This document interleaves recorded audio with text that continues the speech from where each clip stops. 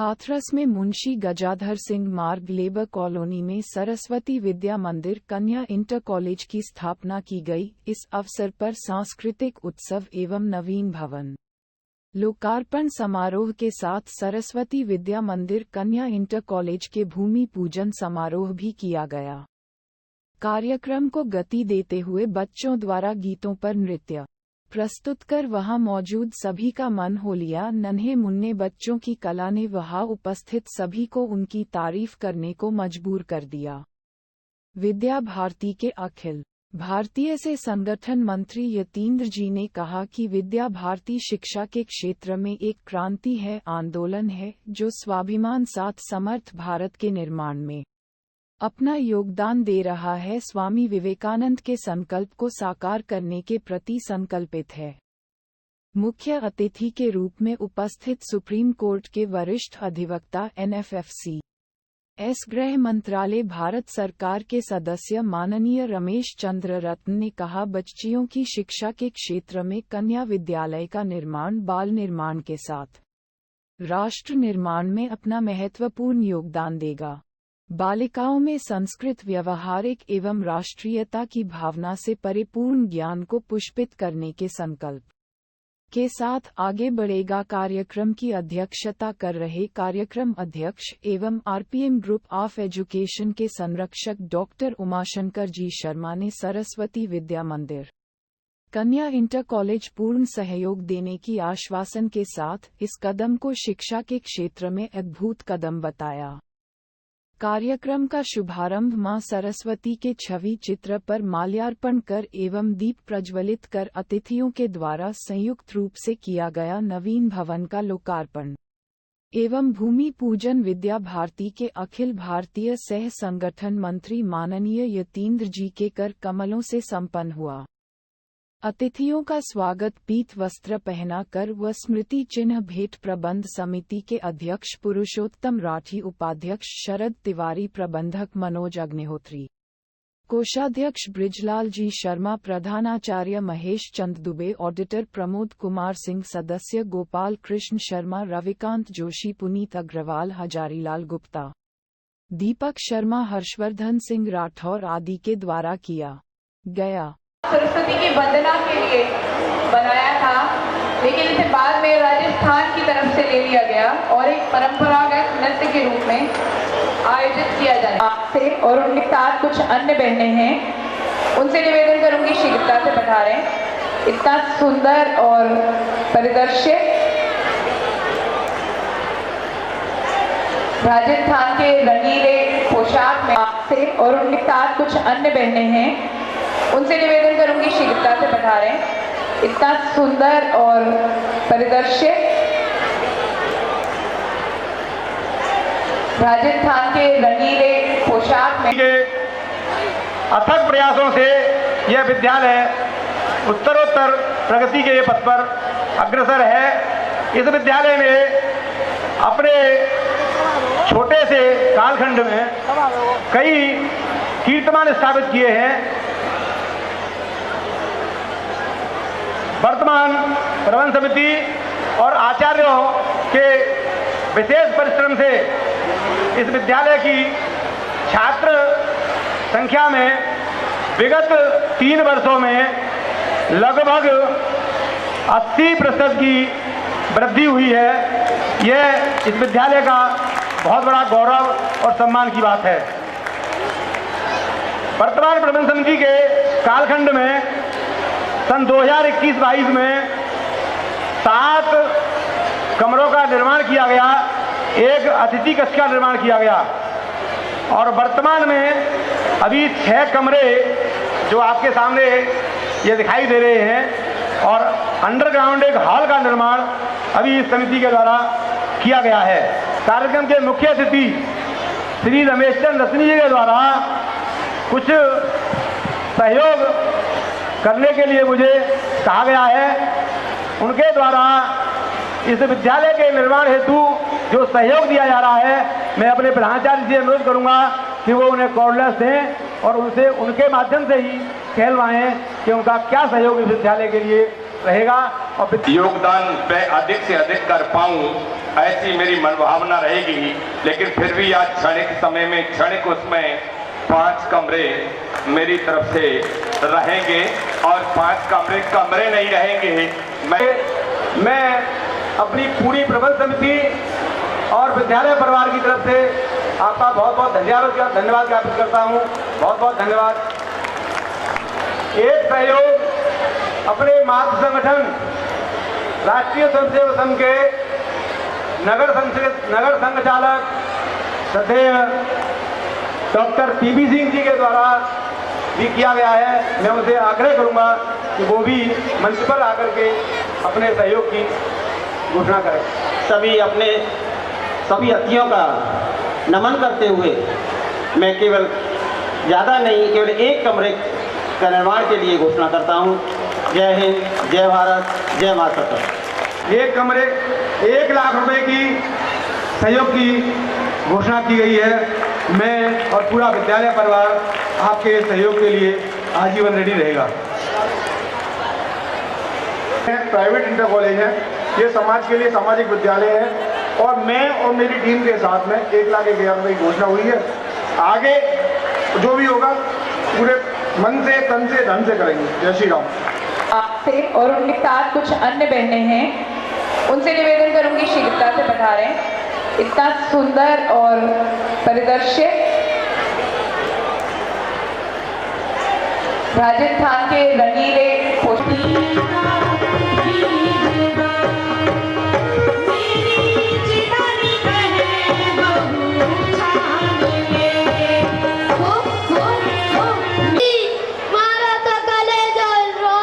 घबराइए नहीं, अभी इंतजाम किए देता हूँ, आप बैठिए।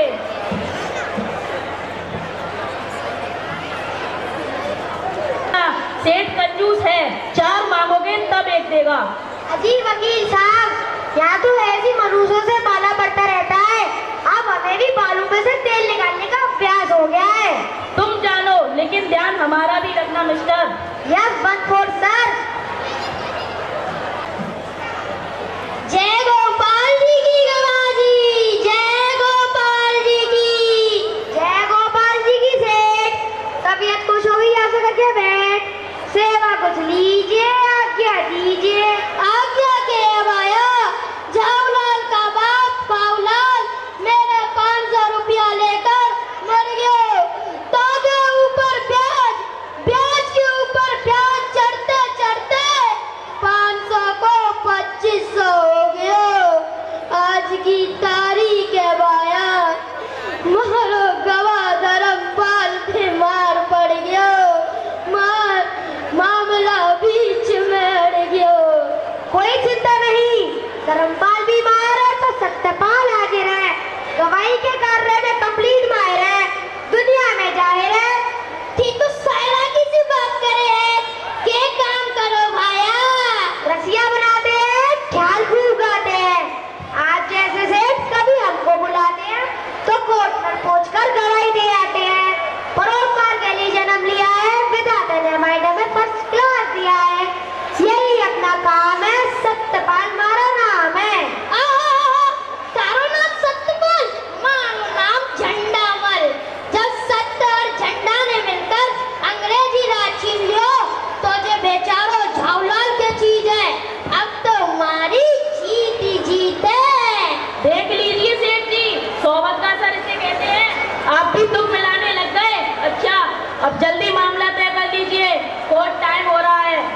ठीक है करना वकील जी, जीत गया तो 5 रुपया दे देगा। बाबा सेठ आप है भरपेट जी, 5 रुपये भी बिंदी और रखिए। आपको पता है गवाह का एक पेट जेल में रहता है। शीघ्र बतलाइए, कान मत खाइए, समय व्यर्थ जा रहा है, क्रोध हमें आ रहा है। अरे तो क्रोध की क्या बात है भाया, पर 50 रुपया तो बहुत है वकील जी। देखिए सेठ जी, यहाँ पर सौदेबाजी नहीं होनी चाहिए, जज साहब आते होंगे। चलो ही सत्यपाल, 25 रुपए दिला देंगे, हो गया। लेकिन गवाही देते वक्त ये दुख मिला बाजी छोड़कर ढंग से बात करिए। जी वकील साहब, बात ऐसी थी कि हम बाहर बैठे बैठे कविता लिख रहे थे, उसी मूड में आप हमें उठा लाए, इसलिए सेठ जी से सौदा पटाते वक्त हम कविता में ही बात करने लगे। लेकिन आप चिंता न करें, हमारी गद्य और पद्य दोनों में समान गति है। सब जानते हैं, अदालत वाले हमें मानते हैं। अजी वकील जी, गवाह को मुकदमा तो समझा दो। अजी समझ लिया मुकदमा। यहाँ तो फ्री स्टाइल गवाही देते हैं, हर जगह फिट बैठती है। रोजाना यही काम है। आज चिंता न करें, पेशकार को हमारा नाम नोट करा दे। मारो एक गवाह धर्मपाल बीमार पड़ गयो, ताके बदले में आप सत्यपाल को नाम नोट कर लियो। कृपा होगी बाबूजी। बाबा देव जी, ऐसा कैसे सकता है? कमाती कर रहे हैं आप, कहीं नाम बदल जाते हैं गवाहों के। अरे पेशकार जी, जब अपने व्यापारी लोग गुड़ की जगह चीनी और शक्कर की जगह बूरा बदल देते हैं, थे तुम धर्मपाल की जगह सत्यपाल ना बदल सको हो? धर्म और सत्य तो एक ही माँ के बेटे हैं। ये ले अपना हक, काम कर दियो फटाफट। 1 रुपया वासे की, 1 रुपया काम है ये। अजी पेशकार जी, 1 रुपया के कम है, जाको 100 नया पीसो हो गए। ले जाइए अपने 100 पैसे, ले जाइए अपने 100 पैसे। चलिए आते हैं सेठ बनकर। ते तो रूठ गया पेशकार। गांधी जी का चित्र लगा रखा है, थोड़ा डरो तो सही भाया। गांधी जी का चित्र लगा रखा है तो क्या हुआ?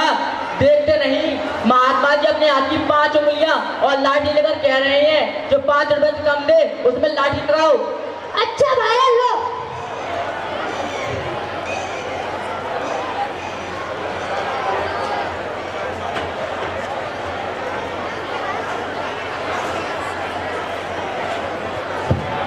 अदालत की कार्रवाई शुरू की जाए।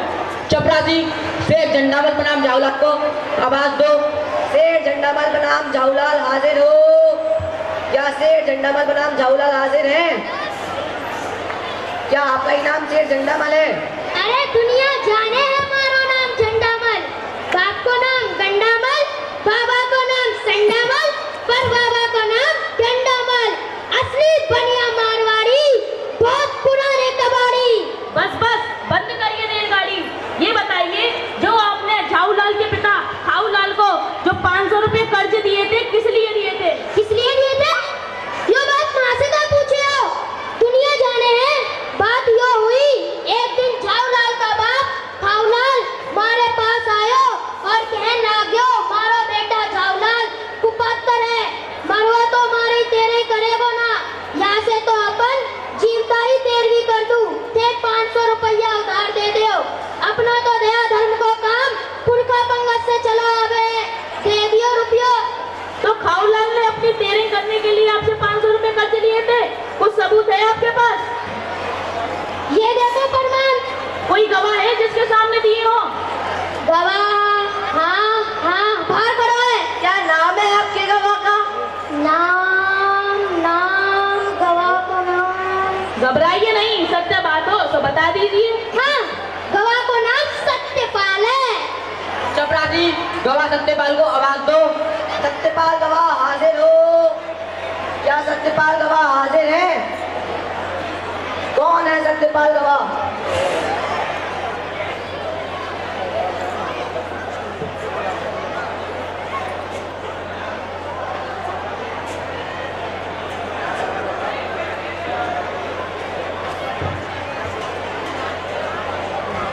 कहो, भगवान को साक्षी मानकर सच सच कहूंगा, सच के सिवा कुछ नहीं कहूंगा।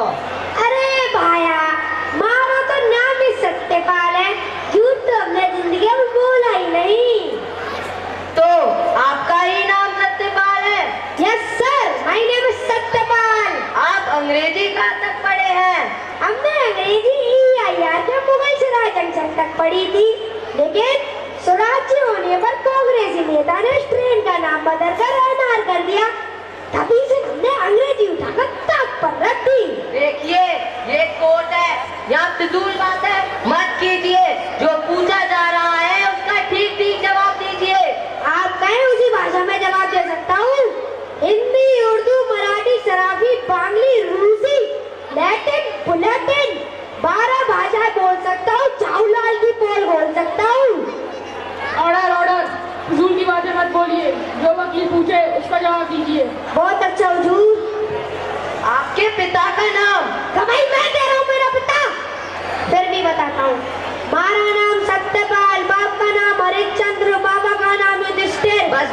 जरूरत से ज्यादा मत बोलिए।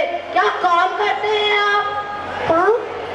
काम, क्रोध, मोह, लोभ, इनसे अपने राम दूर रहते हैं। सत्य सुनते हैं, सत्य कहते हैं, सत्य की गंगा में दिन रात रहते हैं, इसलिए लोग हमें सत्यपाल कहते हैं। अरे भाई, तुम गवाही दे रहे हो या कविता पढ़ रहे हो, ये पूछा जा रहा है कि कार्य क्या करते हो?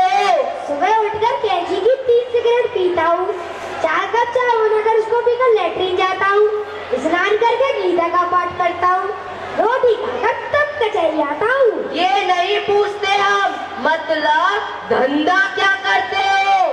धंधे तो सब सेल टैक्स ने चौपट कर रखे हैं वकील साहब, अब धंधे बचे ही कहाँ हैं? फिर भी कुछ रोजी रोटी का तो जरिया होगा ही। हुजूर, गवाह का सवाल का जवाब दे दिया है, फिर भी वही सवाल बार बार करके वक्त बर्बाद किया जा रहा है। हाँ, मिस्टर सत्यपाल, आप एक बार जेल भी जा चुके हैं। मैं एक बार जेल जा चुका हूँ तो क्या हुआ? नेहरू जी 9 बार जेल गए थे, पटेल साहब 15 बार जेल गए थे। जेल जाना तो देशभक्ति का चिन्ह है।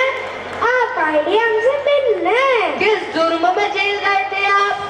झूठ में नहीं, सन 44 की जुलाई में गए थे, और गए इसलिए थे क्योंकि स्वराज्य होने पर सोचा था किसी ऊंची कुर्सी पर फिट आ जाए, लेकिन इस भाग्य का क्या करें साहब, वहीं रह गए, भाग्य के नाले में रह गए। देखिए सरकार, ये माँ से झूठी गवाही देने के सिलसिले में 3 महीने की सजा काट चुके हैं, लेकिन मंजूर नहीं करते, सवालों को बातों ही बातों में उड़ा रहे हैं। आपके पास कुछ सबूत है इस बात का? अगर किसी केस में इनको सजा हुई हो तो आप उसकी नकल पेश कर सकते हैं। राइट, आगे चलिए। अच्छा छोड़िए, मिस्टर सत्यपाल, ये बताइए कि जिस वक्त से झंडा बल ने खाऊलाल को रुपए दिए थे, उस वक्त क्या टाइम था? टाइम इज मनी, टाइम ही रुपया है और रुपया ही टाइम, इसलिए हमारा ध्यान सब रुपयों की तरफ गया। और दूसरा कारण यह था कि हमारी रिश्त बहुत उस दिन सफाई के लिए घड़ी साची के पास गई हुई थी। आसमान में काले बादल छाए हुए थे, ऐसी सूरत में कौन माइकल लाइनकैम्प का पता लगा सकता है? This is right. अच्छा जी सत्यपाल, ये तो आप बता सकते हैं कि जिस दिन सेठ जी ने खाऊलाल को रुपए कर दिए थे, उस दिन क्या तारीख थी, यानी किस दिन रुपए दिए थे? जिस दिन वही खाते में लिखे गए। यही तो मैं पूछता हूँ, किस दिन वही खाते में लिखे गए? जिस दिन लिए गए उस दिन लिखे गए। तो तारीख आपको मालूम नहीं? नहीं, मालूम तो नहीं। ये देखिए, सोमवार। अच्छा जी सत्यपाल, ये बताइए कि खाऊलाल जी की उम्र कितनी थी, सफेद बाल थे या काले? उम्र का बालों से कोई कनेक्शन नहीं वकील साहब, अपने शहर में ही देख लीजिए, लोहिया जी के बाद 12 वर्ष की उम्र में ही सफेद हो गए। डॉक्टर शर्मा तो गर्भ से ही सफेद बालों वाले पैदा हुए थे, और बाबा हाथ रशीद के तो 60 वर्ष की उम्र में भी बाल काले थे। देखिए हुजूर, गवाह हर सवाल का जवाब गोल गोल दे रहा है। हुजूर, ये चांद गोल, सूरज गोल, पृथ्वी गोल, वकील साहब ने सवाल गोल, इसलिए मेरा जवाब गोल। देखो मिस्टर सत्यपाल, वकील साहब ये पूछ रहे हैं कि खाऊलाल जी की एज कितनी थी?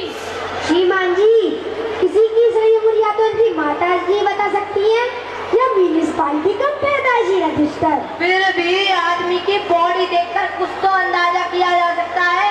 बॉडी देखकर हरगिज़ नहीं। अभी हाल ही में जब एक सितारा स्टेज पर नाचने आई तो 16 वर्ष की मालूम पड़ती थी, लेकिन उसकी उम्र मेरी चाची जितनी थी, यानी 50 इयर्स। ऑर्डर ऑर्डर, यहाँ सितारा की आपकी चाची की उम्र नहीं पूछी जा रही, खाऊलाल की उम्र बताइए। हुजूर, गवाह का नाम सत्यपाल है, मैं झूठ बोलना नहीं चाहता, इसलिए उनकी ठीक ठीक उम्र बताने के लिए सत्य की हत्या नहीं करनी चाहिए। भारतीय संविधान भी यही कहता है। अच्छा छोड़िए मिस्टर सत्यपाल, ये बताइए कि खाऊलाल जी कपड़े कैसे पहनते थे? हमारे मित्र खाऊलाल थे अवसरवादी, उनके बक्स में 2.5 दर्जन ड्रेस डिफरेंट कॉलेज में हर वक्त तैयार रहते थे। किसी कांग्रेसी नेता से मिलने जाते तो गाड़ी की अक्सर पहन लिया करते थे। जंक्शन की मीटिंग में केसरिया टोपी और लहंगा पहनने कर पहनकर जाया करते थे। समाजवादी पार्टी में लाल टोपी की सर की शोभा बढ़ाती थी। भाई बिरादरी में पगड़ी पहन लिया करते थे। हम आपको पहली बता चुके हैं, हमारे मित्र घाऊलाल थे अवसरवादी। जैसा मौका मिलता वैसे ठाट बना देते, अवसर का लाभ उठाते थे। आप उनके चेहरे का रंग बता सकते हैं? उनका चेहरा ना तो गोरा था ना तो काला, तो मटमैला जैसे सीमेंट का थैला। हाँ, जैसे 1000 वाट का बल्ब। ओहो, मैं ये पूछता हूँ जब थे तब उनके चेहरे का रंग कैसा था? सकट करते वक्त तो सबका चेहरा नीचे की ओर होता है। ऐसी सूरत में मैं कैसे किसी के चेहरे का रंग पता लगा सकता हूँ? This is right. देखिए मिस्टर भटनागर, जल्दी कीजिए, 350 हो गया है। बस ओह सॉरी, सवाल होता क्यों है? हुजूर, ये सच्चा और भावुक आदमी है। अपने दोस्त की मौत की याद आते ही इसे रोना आ गया है। जाहिर है कि खाऊलाल वास्तव में मर चुका है और ये भी साबित हो चुका है कि खाऊलाल का पूत है, केस मजबूत है। देखिए सरकार, गवाह की सब बातें बेसिर पैर की है। किसी भी सवाल का साफ जवाब नहीं दिया गया। मुझे अभी अभी मालूम हुआ है ये गवाह कुछ रुपयों में तय होकर आया है। देखिए mister Bhatnagar, this is directly blame. Bhatnagar साहब, होश हवास दुरुस्त में रखकर बातें कीजिए। शट अप, बको मत, बदतमीज हो तुम, गधे की तुम हो तुम। Order order. देखिए मिस्टर भटनागर, आपने मुद्दे के वकील एवं इस कोर्ट की इंसल्ट की है। इस कारण ये कोर्ट आप पे 50 रुपए का जुर्माना, ये केस फिनिश।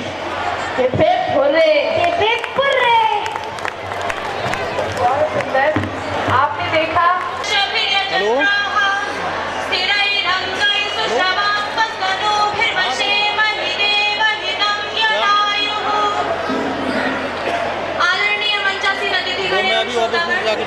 हे भारत के राम जगों में तुम्हें जगाने आई हूँ।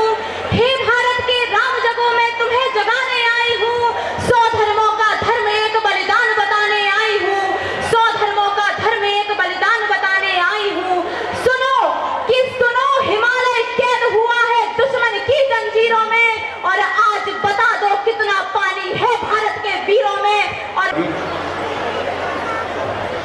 विद्या भारती पश्चिमी उत्तर प्रदेश क्षेत्र के मंत्री अध्यक्ष श्रीमान मनवीर जी, विशिष्ट अतिथि श्री रमेश जी तथा अन्य सम्मानित महानुभाव, सज्जन वृंद, मातृशक्ति, आचार्य, प्रधानाचार्य और सभी भैया और बहनों, प्रसन्नता का विषय है कि हाथरस में इमरजेंसी के तुरंत बाद कार्यकर्ताओं के संकल्प से शिशु मंदिर की स्थापना पुराने मिल में हुई। उस समय एक वातावरण ऐसा था, देश के अंदर आपातकाल समाप्त हुआ था और देश में लोकतंत्र की बहाली हुई थी। देश में उत्साह था, उमंग थी। जिस संगठन की प्रेरणा से यह सारा काम चलता है देश भर के अंदर, राष्ट्रीय स्वयंसेवक संघ, उस पर प्रतिबंध हटा था और इसलिए कार्यकर्ताओं में स्वाभाविक उत्साह था। उत्साह के अंदर ये संकल्प हुआ कि यहाँ शिशु मंदिर की स्थापना हो और इमरजेंसी के बाद में पुराने मिल में यह स्थापना हुई।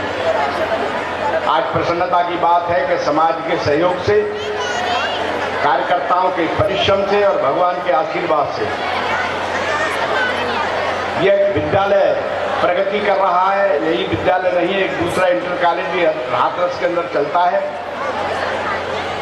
शिक्षा एक पवित्र क्षेत्र है, एक पुण्य का क्षेत्र है। यह समाज के सहयोग से संपूर्ण काम चलता है। विद्या भारती का, शिशु मंदिर योजना का समाज समर्पित काम है और इसलिए आज जो 2 भवनों का, एक का लोकार्पण और एक का भूमि पूजन का संकल्प यहाँ हुआ है। लोकार्पण वह विधा है कि जो समाज के सहयोग से, समाज के द्वारा खड़ा किया जाता है, वो समाज को ही समर्पित किया जाता है।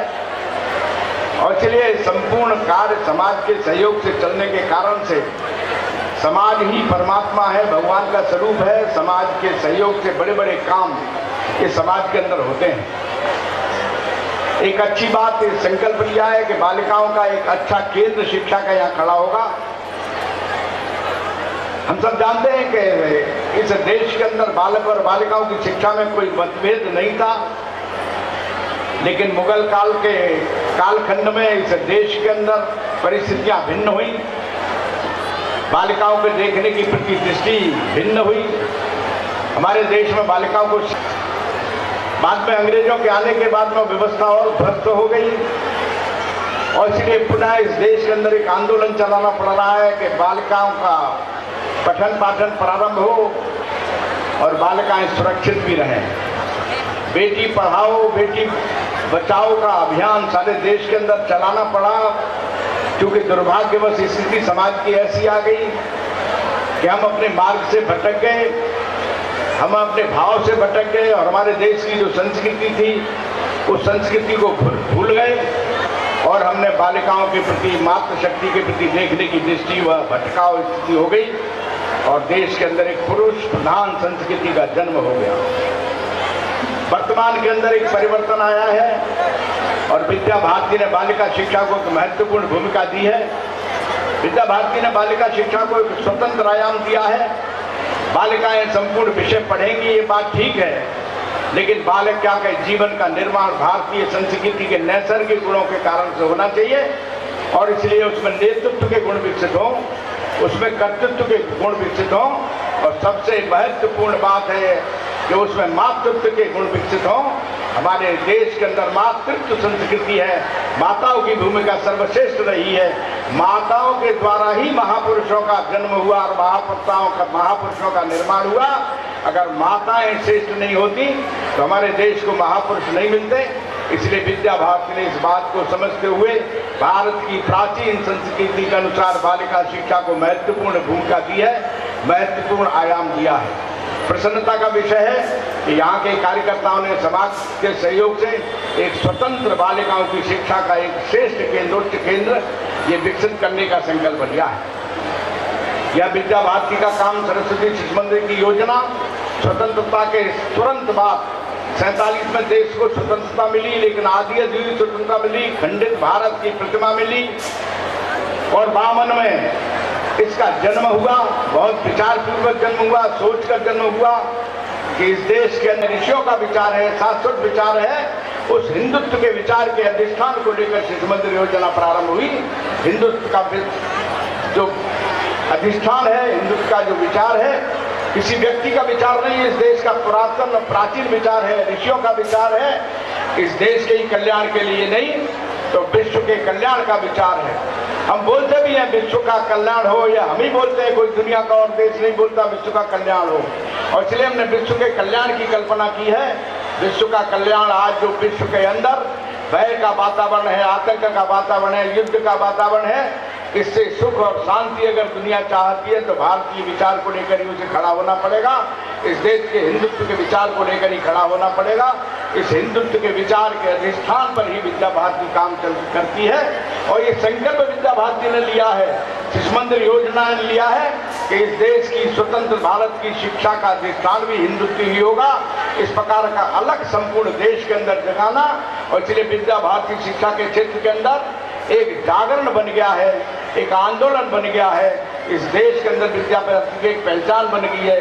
सारे देश में पूरब से लेकर पश्चिम तक हर राज्य के अंदर विद्या भारती के प्रकल्प चलते हैं। 12,000 प्रकल्पों में आज बच्चे पढ़ने के लिए और संस्कार ग्रहण करने के लिए आते हैं। 12,000 ही ऐसे अनौपचारिक केंद्र हैं और औपचारिक केंद्र हैं। ऐसे 24,000 केंद्र देश में चलते हैं, जिसमें 35 लाख बालक और बालिकाएं शिक्षा ग्रहण करने के लिए आते हैं। विद्या भारती ने स्वामी विवेकानंद के संकल्पों का भारत निर्माण करने का संकल्प लिया है और इसलिए स्वामी जी कहा करते थे बालक को ज्ञान प्राप्त हो, वैश्विक ज्ञान प्राप्त हो और उसको संस्कृति के संस्कार प्राप्त हो, उसका चरित्र उज्जवल हो, महान बने और वह देशभक्त भी बने। इस प्रकार का विचार लेकर हमारे विद्यालयों के अंदर उसी प्रकार के कार्यक्रम, उसी प्रकार के विषय वस्तु रखे जाते हैं। मेरा विश्वास है कि समाज का सहयोग मिलता रहा, कार्यकर्ताओं का परिश्रम मिलता रहा, निस्वार्थ भाव से काम करते रहे और भगवान का आशीर्वाद रहा तो एक दिन वो रहेगा जब भारत महान बनेगा, भारत के अंदर से निरक्षरता दूर होगी, भारत से भय मुक्त होगा, भारत भूख मुक्त होगा, भारत आतंक मुक्त होगा। एक दिन स्वाभिमान के साथ समर्थ भारत का चित्र दुनिया के सामने खड़ा होगा। और इसलिए हम ऐसे बालक और बालिकाओं का जीवन निर्माण कर रहे हैं जो अपने पौरुष से, पुरुषार्थ से इस देश का चित्र भी बदले और चरित्र भी बदले, इस देश की खंडित भूमि को अखंड भारत की प्रतिमा का दर्शन कर सकें, पूजन कर सकें। इस प्रकार का विचार लेकर विद्या भारती सारे देश के अंदर काम करती है। मेरा विश्वास है कि इस अवसर पर जिन्होंने सहयोग किया अभी तक वो बधाई के पात्र हैं। आगे बाकी हाथरस के सरस्वती विद्या कन्या इंटर कॉलेज में भूमि पूजन में सम्मानित अध्यक्ष महोदय डॉक्टर उमाशंकर जी शर्मा और सम्मानित अभी जिनका उद्बोधन हुआ था, मैं कृपया 10 मिनट का दान लूंगा शांति का, फिर मुझे भी दौड़ना है 10 मिनट मात्र। सम्मानित यतीन जी, अखिल भारतीय सह संगठन मंत्री विद्या भारती, सम्मानित हमारे मनवीर जी जो प्रांतीय अध्यक्ष हैं, और सम्मानित हमारे आयोजक पुरुषोत्तम राठी जी, सम्मानित मनोज अग्रवाल जी, सम्मानित लाल शर्मा जी, सम्मानित महेश चंद दुबे जी। मेरे चूंकि नाम में गड़बड़ न हो जाए, बहुत से लोग नाम से परिचित बैठे हैं, मैं सम्मानित अपने परिवारीजनों, भाई और बहनों, बुजुर्गों सभी का मैं दिल की गहराई से नतमस्तक होकर के मैं अपनी मातृभूमि आप परिवारीजनों को मैं नमन करता हूं, अभिवादन करता हूं, वंदन करता हूं। मैं सबसे पहले तो वसुधैव कुटुंबकम का सिद्धांत हो, वसुधैव कुटुंबकम का सिद्धांत हो, सर्वे भवन्तु सुखिनः चिंतन हो। ऐसे भाव, ऐसे विचार, ऐसे सोच, ऐसे ओज, ऐसे मंत्र, ऐसे भाव, ऐसे मर्म कि एक विचारधारा में आपके हाथरस के मेरे भाई और बहनों, मैं यहीं से मैं इस बच्चों की माँ के और पिता के शब्दों के गीत को मैं ध्यान सुन रहा था, मैं गमगीन हो गया था। मैं इसी तरीके से उंगली पकड़ करके माता पिता की चला। हमारे लोग बोलते हैं, हमारी विचारधारा के लोग बोलते हैं भारत माँ की जय। विश्व का कोई आपने देश सुना है? जापान माँ की जय, कनाडा माँ की जय, पाकिस्तान माँ की जय। विश्व में कोई देश नहीं सुना होगा जो अपनी माँ की जय बोलता हो। ये तो भारत महान है जो भारत में कहा जाता है भारत माता की, क्योंकि यहाँ गंगा भी माँ है, गाय भी माँ है, क्योंकि माँ की भक्ति भी जानकारी है, माँ की शक्ति भी जानकारी है। जब बच्चा पैदा होते ही लालने में चला जाता हो, क्या मालूम है संस्कार क्या है, क्या मालूम है समाज क्या है। मुझे बहुत ही आज अपने जन्मस्थली में बहुत ही खुशी हो रही है। मैं अपने 47 साल के राजनीतिक जीवन में मैं शुरू हुआ था बांसुर दियापुर बसपा से, मैंने जवानी का बहुत बड़ा हिस्सा दिया और उस समय संघर्ष के शिखर पर था। सम्मानित यतीन जी, मैं उस इमरजेंसी के पीरियड से उनका इसलिए प्यार देखा था। मैंने वो भी समाजवादियों का रूप देखा और मैं 17 साल से भारतीय जनता पार्टी के उस वसुधैव कुटुंबकम, उस सर्वे भवन्तु सुखिनः, जिसमें राष्ट्र धर्म प्रथम हो, राष्ट्र के बाद हम और हमारा सबसे पहले राष्ट्र धर्म हो, हमारी पार्टी हो और हम की परिभाषा हो, मैं की परिभाषा इस विचार और चिंतन में नहीं है। मुझे खुशी है ये विद्यालय एक विश्व का ऐसा संगठन जो RSS जिसको कहा जाता हो, राष्ट्रीय स्वयं सेवक कहा जाता हो, 1925 में जाकर के उसकी श्रृंखला 5 महान हस्तियों ने ली और अपने छठ में पूज्य संचालक मान भगत जी हैं। ज्यादा चूंकि लोगों को भी अधिक, मेरा मन तो आज जन्मस्थली में था कि अपने विचारों का दिल से रखने का काम करूं, लेकिन मैं आज बताना चाहूंगा, मैंने 47 साल के राजनीतिक जीवन में पाया, क्या खोया, क्या देखा, क्या सोचा, क्या सोचते हुए मैं आज आप लोगों के बीच में सौभाग्यशाली अपने को महसूस कर रहा हूं। मैंने पाया कि अगर कहीं विश्व में कोई विश्व का चिंतन है, विश्व का भाव है, कहीं मर्म है, कहीं जानकारी है, ये भारत कितना महान है। ये होड़ आए या सोड़ आए या मुगल आए, जात पंथ धर्म की खेती पैदा की, राजनीतिक पार्टियों ने पालन पोषण किया, लेकिन पहली विचार, पहली सोच, पहली उमंग, पहला जोश, पहली धारणा, पहली अवधारणा राष्ट्रीय स्वयंसेवक संघ ने ली। और ऐसी अवधारणा जो विश्व में कम से कम 1,57,000 प्रकल्प के रूप में फैला हो, ऐसी धारणा जब लोकतंत्र में कानून का मंदिर कहा जाता हो, विद्या भारती ने आज सरस्वती शिशु मंदिर से लेकर के आज कन्या मंदिर इंटरमीडिएट कॉलेज आपके लोगों के सामने बनाने का कार्य, ये मेरी महान नगरी हाथरस है, जहां युद्धों की ये खान है, मेरे रसों की खान है। मैं भारत से बाहर जाता हूं, अलग जगाता हूं, देश के कोने कोने में जाता हूं, काका हाथरसी वाला मैं रस की खान में उस पैदा हुआ हूं, जहां मेरी तमाम उद्योग है, कुटीर उद्योग है, कल कारखाने थे लेकिन आज नहीं रहे। लेकिन भाइयों, आज आप लोगों से ये कन्या विद्यालय आकर क्या जरूरत थी? ये शिक्षा के केंद्र भी तो और बने हैं यहाँ, लेकिन शिक्षा व्यवसाय के रूप ले गई है, शिक्षा व्यवसाय के रूप ले गई है, समाज की परंपराओं को छोड़ दिया है, सनातनी परंपराओं को छोड़ दिया है। मुझसे अभी मैं बेछक के मेले में आया, अम्बेडकरवादियों ने कहा कि हिंदू धर्म, अरे मैंने कि अम्बेडकरवादियों डॉक्टर अम्बेडकर को पढ़ो, 1952 में अगर हिंदू कोड बिल प्रस्तावित तो मैं की होती, पहले तो डॉक्टर अम्बेडकर को जानू। वो नागपुर में सर RSS के शिविर में गए थे, उन्होंने पूछा कि आप अस्पृश्य हो, आप कौन सवर्ण हो? तो वहां स्वयंसेवक ने कहा हम लोग यहाँ अस्पृश्य नहीं है, हम यहाँ सवर्ण नहीं है, हम हिंदू हैं, हिंदू राष्ट्र की सोच रखते हैं।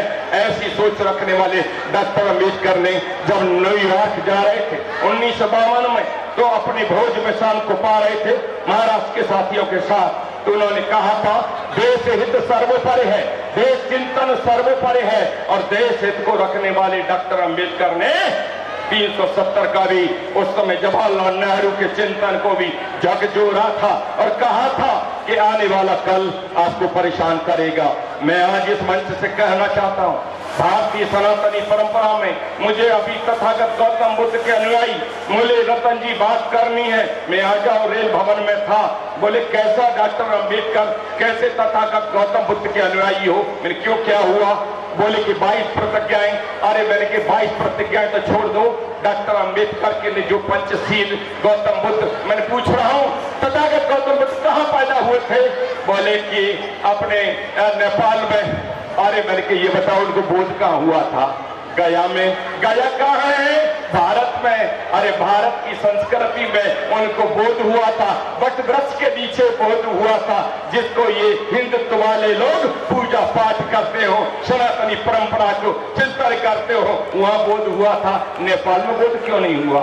अरे मैं पूछना चाह रहा हूं, मैंने कि आप मुझे बताओ उनका अंतिम विचरण तथागत गौतम बुद्ध कहा था कि कुशीनगर में। तो ये भारत महान है जिसने तथागत गौतम बुद्ध जैसे महान व्यक्तित्व को दिया, जैन धर्म महावीर जी को जन्म दिया, सिख गुरु गोविंद जी को जन्म दिया। ये कितना महान देश है। लेकिन आज मैंने अपने इस्लामियत AMU के लोग आए, अखिलियत समाज के लोग आए, मैंने उनसे कहा मेरे मुस्लिम भाइयों मुझे बताओ कि कहां मक्का मदीना से ये कहां धर्म आया था? अरे मैंने कि 13 अरबी आए थे, 1 से 13 अरबी ने इस विचार को झकझोरा। लेकिन आपको बताओ कि ये भारत, वंदे भारत, वंदे मातरम किसको कहते हैं? मैं वंदे भारत, हम वंदना करते हैं उस मातृभूमि को जिसमें हम पैदा हुए हैं, और उर्दू में मातृ वतन कहते हैं। और आप पूछना चाहते हैं कि आप बताओ कि आप ये चांद देख करके, तथा चांद देख करके हमारी हिंदुत्व बहनें करवा चौथ मनाती हैं और आप चांद देख करके ईद मनाते हो, तो कहां बदल गए हो ये धर्म की पराकाष्ठा को? आज मैं अधिक न बोलते हुए मैं आज ये कहने आया हूं कि मैं आज इस विचार से हाथरस वालों अपने रतन को जन्म दिया। दरिया के दिल से पूछो, दरिया के दिल से पूछो, साहिल के लफ्ज से पूछो, एक मौज तनसी का मुद्दत के बाद उभरना। मैं इस हाथरस की सरजमी से एक वैचारिक क्रांति में पूरे भारत की यूनिवर्सिटी में बुलाया जाता हूं और मुझे समरसता के भाव में जाना जाता है। मैंने वकालत की जात धर्म से नहीं की, मैंने कलम से मैंने न्याय के समरसता के भाव को जाना और आज मैं आया हूं एक बात जनाने कि मैं कई बार मंचों से कहता हूं कि 4 बार इलेक्शन हारा। मैं राष्ट्रीय नेता तो कोई पार्टी एमपी बना सकती है, एमएलए बना सकती है, मंत्री बना सकती है, लेकिन राष्ट्रीय नेता नहीं बना सकती। आपके नड़तन ने 84 से कदम रखा। बीपी सिंह और देश के आज मुझे उस विचार क्रांति में ये सबसे प्रधानमंत्री मोदी जी ने और अपने नड्डा जी ने, अमित शाह जी ने, राजनाथ सिंह जी ने, रेलवे का चेयरमैन वही बनता है जो 6-7 बार का सांसद हो, केंद्रीय मंत्री रहा हो, लेकिन आपके रतन को 1 बार नहीं 3 बार चेयरमैन बनाने का काम किया। पूरे भारत में मैं एससी हूं, कोई एससी को कभी आज तक चेयरमैन बनाने का मौका नहीं मिला। ये पहली वैचारिक पार्टी है, ये पहली आरएसएस है जहां धर्म का, जात का चिंतन नहीं है। यह हिंदू राष्ट्र की सोच है, सनातनी परंपरा की सोच है और सांस्कृतिक भाव। ये कन्या विद्यालय क्यों बना है? कन्या विद्यालय इसलिए बना है और ये सरस्वती शिशु मंदिर का मुख्य मकसद होता है कि परिवारों का समाज के बीच में मार्गदर्शन करना। ये मार्गदर्शक विद्या भारती विद्यालय पैदा करता है, ये संस्कार पैदा करता है। कन्याओं को जरूरत संस्कार की है, लेकिन यहाँ विद्यालय संस्कार देने का काम करता है। दूसरे विद्यालय में पेरेंट्स की मीटिंग होती है, पूछा जाता कितने नंबर कम कितने ज्यादा, कोई संस्कार नहीं सिखाता। इसलिए आज इस मंच से यही कहते हुए मैं आज चूंकि अखीरी बात अपने चिंगारियां सोलों से निकलती है, हवा का एक झोंका चाहिए। चिंगारियां सोलों से निकलती है, हवा का एक झोंका चाहिए। आसमान तो मैं भी चुम सकता हूं, मुझे एक ही मौका चाहिए। मैं राष्ट्रीय राजनीति में तो आया, मैं दिल्ली का कारखाना नहीं खोला है। मुझे पार्टी की जिम्मेदारी 17 राज्यों मिला, घर परिवार जमीन जायदाद प्रकाश के मुर्सांगे पर जहां स्कूल माननीय तेजी बता रहे थे पुराने बिल में, मैं काका हाथरस में मुझे समझौता रत्न की उपाधि से भूषित किया। मुझे वर्ल्ड आइकॉन अवार्ड मुझे ब्रिटेन के महारानी से मिला, मुझे थाईलैंड के पीएम से अवार्ड मिला। मैं नेपाल और इंडो के मैं आपका देश में नाम कर रहा हूं, लेकिन हाथरस वालों मैं कोई अपने जो आदमी पत्नी को ओटी में देखने नहीं जा सकता, हाथरस में बरसात के बाद जमीन को देखने नहीं जा सकता। मैं जिम्मेदारी का निर्वहन कमिटमेंट पंक्चुअलिटी डिसिप्लिन के साथ करता हूं और आज आयोजकों ने मैं अभिवादन करता हूं अपने परिवारीजनों का, मैं अभिवादन करता हूं माननीय सेन जी का, जिनका स्मरण मुझे उस काल में याद आया।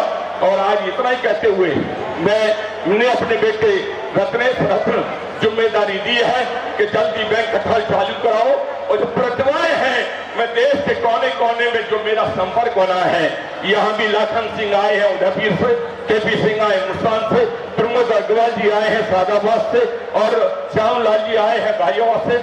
कई लोग मेरे साथ में आए हैं जिनकी भावना कन्या विद्यालय के लिए है। मैं कन्या विद्यालय कैसे बेहतर बने, मैं इसकी चिंता अपने बेटे रत्नेश रत्न जो यूथ ब्रिगेड ऑफ इंडिया के अध्यक्ष भी हैं और उनके बेटे ने, आपको खुशी होगी, हाथरस के एक बच्चे ने, मेरे बेटे के बेटे ने एनएससी में जाए एक्टर बनते हो, उसमें मेरा पोता ऑब्जर्वर भी है, उसे भी लेकर के आया कि बेटा हाथरस के लिए तुम्हें सोचना है। जहाँ हाथरस तुम्हारे दादा का जन्म हुआ, हाथरस तुम्हारे पापा का जन्म हुआ और इसी कन्या विद्यालय में मैं क्या अधिक से अधिक कर सकूं, मैं योजना बनाऊंगा और योजना बनाकर जो सकूं। मैं भी 303 हूं, करनी और कसनी में मेरे फर्ज जीवन में नहीं होता। मैं बहुत बहुत धन्यवाद। जय हिंद, जय भारत, जय विद्या भारती, जय मां सरस्वती।